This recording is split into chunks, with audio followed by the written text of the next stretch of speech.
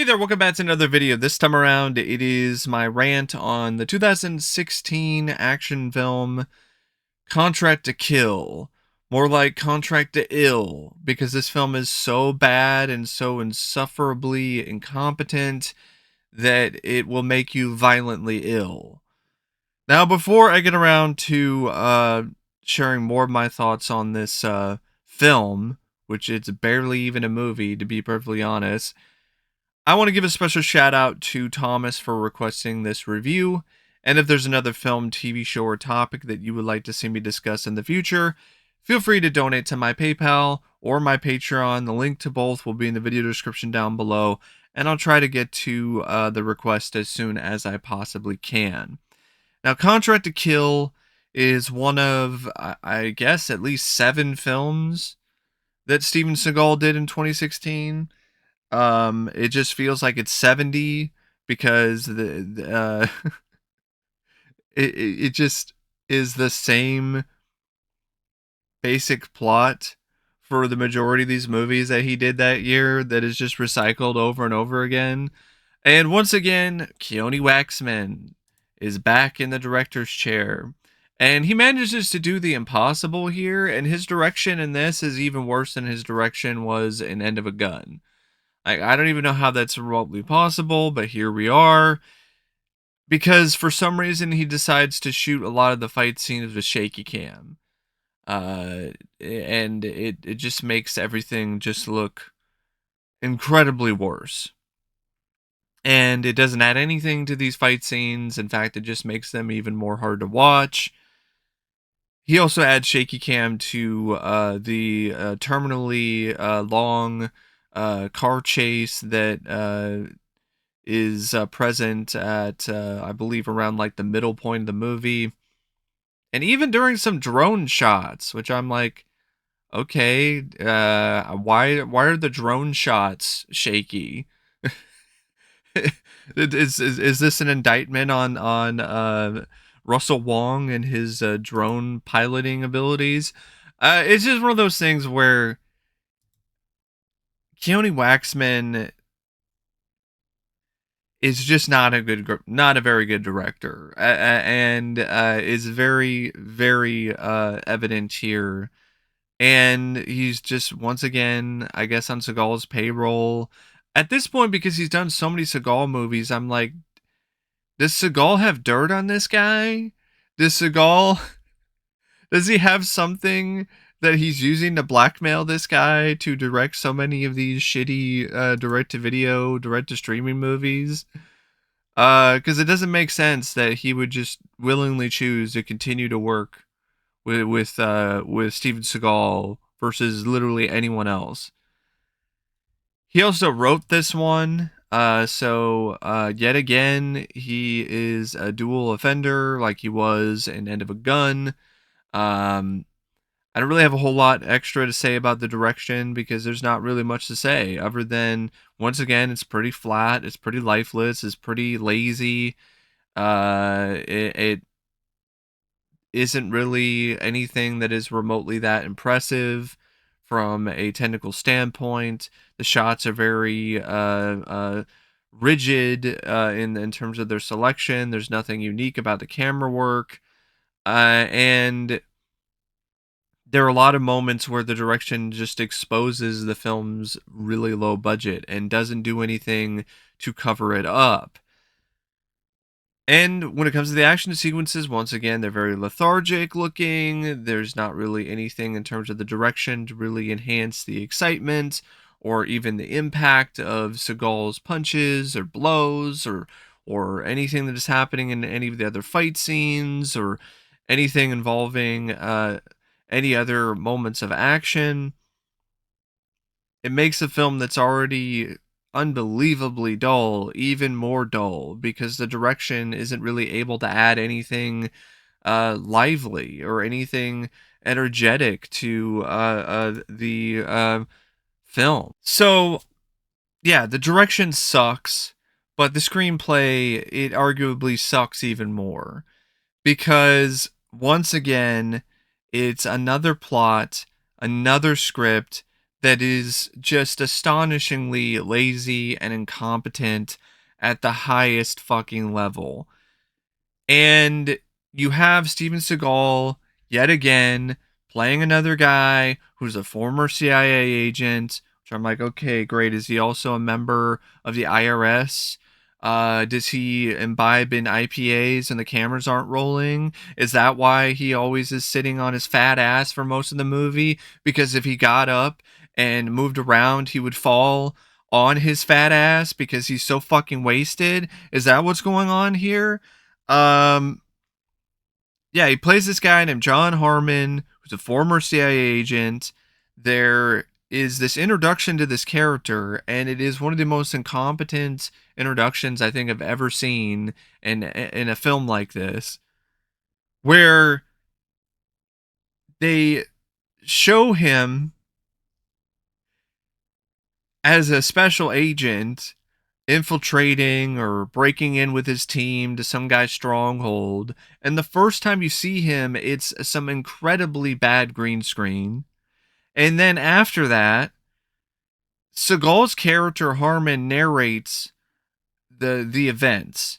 It's like he's talking about this previous time where he broke into this guy's place and took this drug dealer, this bad guy out, and he mentions in the narration that he shot him.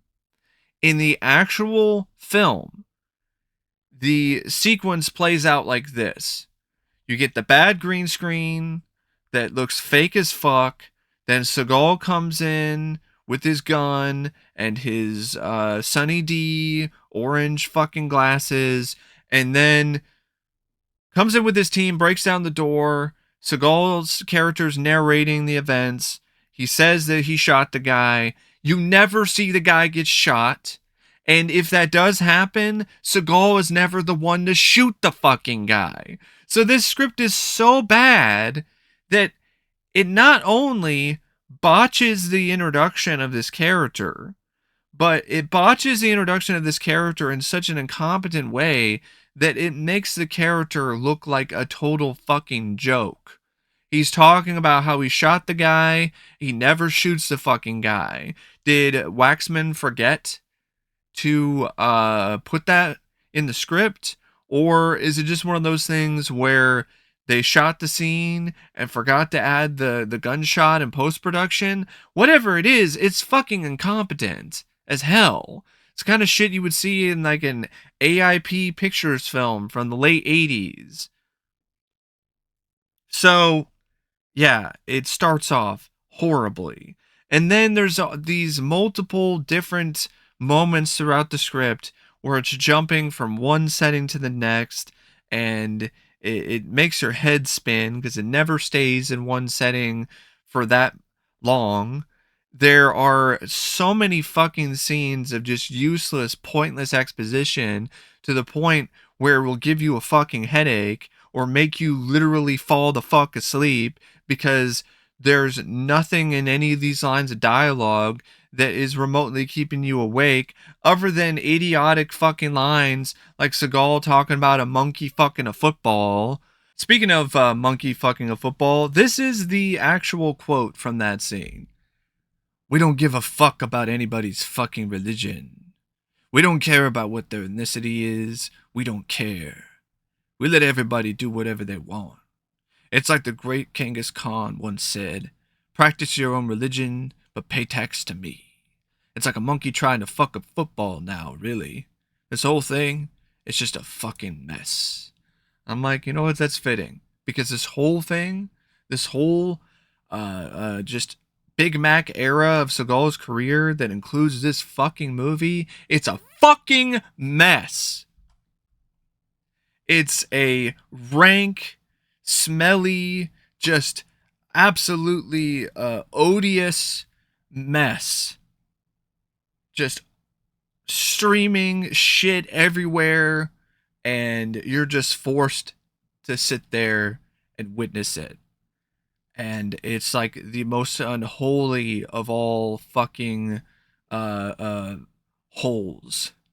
You know, it's just the anus of just heinousness when it comes to action films. Like Seagal's Big Mac era is easily the worst era out of any action star. It doesn't even come close when it comes to the level of just piss poor quality when it comes to these films. I mean, not even Bruce Willis during his worst era comes close to this. Because at least Bruce kind of has an excuse for why his performances tailed off as an actor and why he was appearing in a lot of these movies, because he was being manipulated. Seagal has no fucking excuse for this. There are no excuses. I think he just kept doing these movies because of his ego, and then on top of that, so he could, keep continuing to fund his fast food habit. There's this whole chunk of the script that is structured and set up to build up the villains, which are these terrorists and this Mexican gangster guy. I believe it's Jose. And so it just has so much of the running time devoted to this back and forth with these two fucking villains, and there's nothing to it whatsoever. They try to insert some sort of drama and stakes at some point with the terrorist guy because, oh, he's got connections, and if he gets away, he's gonna cause a lot of terrorist attacks on American soil. So Seagal and his team have to stop him. And their brilliant idea is to use drones and Mission Impossible voice modulators and shit to turn the two sides against each other. And all of the scenes involving any of that is just insufferable to sit through. And they're the kind of sequences in a film where, honestly, I dare you to stay awake while watching them. There are only maybe like 3 or 4 scenes where Seagal at all gets involved in anything that involves physical activity, because I don't really count him sitting his fat ass behind the steering wheel of physical activity, because he could still probably have a fucking burger in one hand while also driving the car. So much of the movie is just him sitting down on his fat ass watching his team do all the work. When he does show up and does anything, when it comes to like an action scene, it's just like maybe a combined 3 minutes out of the entire running time. And it's the typical shit where Seagal is just punching a guy real quick, throws some guy. There's a scene where he all of a sudden has a fucking pipe. And I'm like, where the fuck did he get this pipe from? Did he pull it out of his fucking ass? Where did he get this pipe? He has this pipe and then beats the shit out of this guy with it. There's a moment in the film's finale where he takes out 2 guys in like 2 seconds, including the big drug dealer guy, who for some reason doesn't just shoot him while he's got the gun on him from a reasonable length. Instead, he has to like walk right up to him to the point where they could actually be close enough to fucking kiss each other. And that's I guess the way that he decides to take out people. It's not very effective because all it does, it just leads to him getting killed easily by Seagal, who disarms him and makes him shoot himself with his own gun. It seems that the guy put more effort into calling Seagal a fat bitch. I don't think he actually called him a fat bitch. He should have. He should have been like, instead of calling him just a puta, he should have called him an actual fat bitch, because that's what Seagal is at this point in time. But anyway, he calls him a bitch in Spanish, and then gets shot like a bitch. Great, good job, Jose. And there's, even with the villain stuff, it's not satisfying, because there's this one guy who honestly looks like a spitting image of the fucking Bitcoin scam guy. What is his name? Bankfried or whatever the hell his name is. Like, if you look at the actor who plays this character and look at that guy, they look like they might be related. Um, Sergio, sorry, I mean it's Sergiu Costache who plays Muajid. I think that's who is the other terrorist guy, because there's more than one terrorist guy, which gets confusing. Because I think there's the other guy named Rauf, and you have Seagal and his team, and there's also bits of the script that are dedicated to them, but that's not really much of anything at all. You just get the whole gist that they knew Seagal or their former CIA or FBI, and they help, I guess. But if you really think about it, they don't really do that much, especially the girl. Like, she has a sequence in the script where she gets naked and has sex with Seagal. Okay, great. Is that basically all that you really give this girl to do? Other than maybe a few scenes where she gets into some fights, but she never really wins most of them. Like, there's a couple moments where she wins a couple fights, but then when it comes to a scene where she's supposed to infiltrate the bad guy's lair or whatever, or the mansion, she gets her ass kicked and gets kidnapped. So not really the best script when it comes to that character for sure. And Russell Wong's character, Sharp, he's just the drone pilot.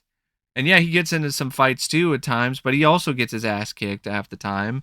So really, it's one of those things where you're like, you could conceivably see Seagal's character just doing all of this shit, and you don't even need these two other characters. They're effectively useless most of the time. It's just an excuse to have Seagal have a team. Um, and there's also like this sequence that I think might be a flashback, but I'm not entirely sure because of the way that it's edited into the movie, where there's these sepia tone sequences that involve this little girl, and she looks up in the sky and sees a plane explode, and then you see another sequence later on in the film near the end, which is shot in the same way and is written the same way, but this time the plane doesn't explode, and you're like, so did the plane explode or not? Or, what? And there's a lot of moments in the script where you're just like, what? Like, seriously, what the fuck? Like, really? Like the whole turning the villains against each other thing, the just unbelievable amount of useless exposition to just barely stretch the film out to an hour and a half in terms of the running time. The ending of the movie. The ending of the movie is just a total fucking disaster. It's a fucking unbelievable amount of fucking bullshit, if you ask me. So Seagal takes out the bad guy. At least the Russian. I mean, might as well be Russian, but it's not Russian. It takes out the Mexican gangster Jose. The fucking Bitcoin scam looking guy. He gets taken out by Seagal's other team. So Seagal and his team aren't even the ones to really take this guy out. So that's kind of disappointing. Not that it would really make that big of a difference, but he takes out the Rauf guy who's trying to sympathize with Seagal and saying that, oh yeah, I was a part of this CIA, but I didn't want to, take part in their nonsense anymore, and blah blah blah blah blah. And he mentions something about why he became a terrorist, and he's trying to make Seagal think that he's innocent, but Seagal doesn't buy it and shoots him in the fucking neck anyway. And then there's like this narration from Seagal's character Harmon, where he's talking about how his team is keeping America safe and making it so people can sleep at night. And then he's talking about how his team's going to be there to ensure that people will be safe, and they'll do whatever it takes. And then it cuts to a scene where Seagal says, "But first, we need a car. And I'm like, what? You need a car for what? To go to the fucking Burger King drive-thru and buy a Whopper with fucking cheese? What the fuck? Like, seriously. Why do you need a fucking car? And it cuts to the scene, and it's the same fucking footage from the other car chase that went on for forever and a day involving Seagal, where he's tailing the bad guys in this yellow car that sticks out like a sore thumb, and it's just recycling footage from that sequence. It's not even a new shot. It's the same fucking shot. So the movie opens with incompetence and it ends with incompetence. First, we need a car. Like, why? Oh, man. So, yeah. Contract to kill. Like, I don't even know if there was even a contract to kill. That's the other thing. What is the contract to kill? He was contracted to kill the Mexican guy or the terrorist guy. But I thought, but it seems like he's doing this just as a favor for somebody. He's not even doing, or he's doing it for the goodwill of America. He's not even doing it for a contract. He's not, there's no contract. I wish there was no contract for this film getting made, because it's just so bad and just boring. I fell asleep at least twice while trying to sit through this shit. And the screenplay is just so bad. It's incompetent in numerous different areas. It does nothing to make any of these characters, this team of freedom fighters or vigilantes, at all interesting or likable in any capacity. The villains are just so fucking badly represented because there's nothing to them. They might as well be paper cutouts, or just not even there. They might as well be thin air. It seems like they pose just as much of a threat at the end of the day anyway. And because of the fact that everything is just so overloaded with boring exposition, this movie and this story moves about as slow as Seagal does down the fucking street.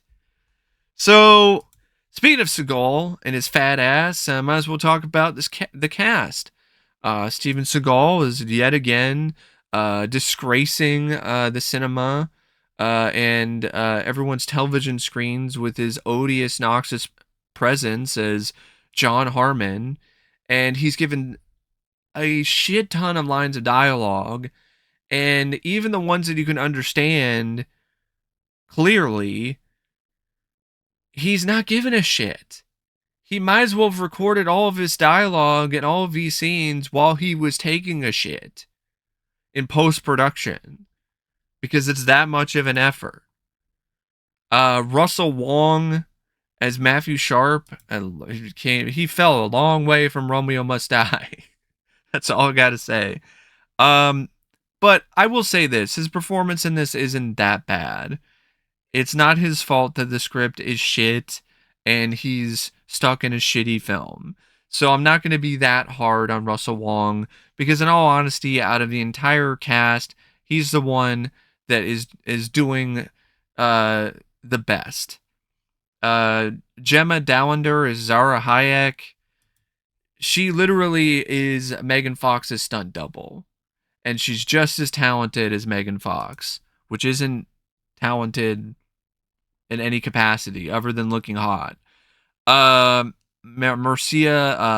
Drambareanu as Jose, the gangster. It's like nothing. Like, the guy, he has no screen presence. There's nothing intimidating about this character or this performance. Sergiu Costache is the same thing. It's a fucking Bitcoin scammer. Gassem Bose is Abdul Rauf. I mean, the guy was maybe in like 2 scenes. And the 2 scenes he was in, he didn't leave that much of an impression. And when it comes to other aspects of the movie, I mean, come on, like, I don't even know if it doesn't even list a cinematographer on Wikipedia, and I'm not surprised. Whatever the shots you do see in the film, they don't look really that great. The editing by Trevor Maroche is pretty woeful and pretty embarrassing at times, especially when it comes to the fight scenes or the sequences with the drone shots. Um, and for a film that's 90 minutes, it feels like it's 390 minutes because there's no investment in the plot. You don't give a shit about anything that is happening. You don't care. The stakes don't really feel like they're that high, even though there's an attempt to try to make it seem like, oh, we got to stop this duo from uh, uh, joining together because it's going to cause a lot of problems here in the States. But you never really see anything except for bad CGI explosions that may or may not have happened in the first place. And it's just an example of an absolutely worthless piece of shit. Like, it's so bad. Like, I hated this film. I hated watching this movie. And in all honesty, I am just stunned in by just how bad these Seagal movies are. It's like I knew they were gonna be bad going in, but I didn't necessarily expect them to be this bad and this useless and this fucking pathetic. Um, but I should have known better. Also, speaking of pathetic, where the fuck did the $5 million budget go? This apparently has a $5 million budget. Where? Where did this go? Did this go to the drive-through budget? Did Seagal spend all of that money on cookies and burgers and tacos and fucking trips to the buffet? Because I don't know where the fuck that money is, because it's definitely not on the screen. And I just don't understand why so many of these fucking movies got made this year with Steven Seagal playing pretty much the same fucking character, wearing his orange creamsicle fucking glasses and his goatee that was uh created by Just for Men, and just mumbling and stumbling through pretty much every scene like he has a fucking giant stick up his ass. Maybe that literally is what that pipe is. It's the pipe that's always rammed up Seagal's ass during every scene. I just I hated this film. I wanted to beat it with a fucking pipe, and I don't want to watch any more of these fucking shitty Steven Seagal movies. And if somebody's going to request me to do more of these reviews, I'm asking for double. Okay? I'm asking for double because I better be able to afford a fucking Whopper meal for the price of one of these fucking reviews. Because this shit hurts. I haven't watched stuff that has been this physically and uh, uh, mentally traumatic in a while, because I hate films like this that are fucking useless at their core. They add nothing, they give you nothing, and they are unbelievably boring and tedious to sit through. And they're not even fun in a so bad it's good way. They're just bad and they're just boring as hell. Like, I would get way more entertainment out of doing the fucking dishes than I would by watching this so-called action movie starring Steven Seagal. But yeah, I got nothing else to say about Contract to Kill except thanks for watching my video, And until next time, I'll see you later. See ya.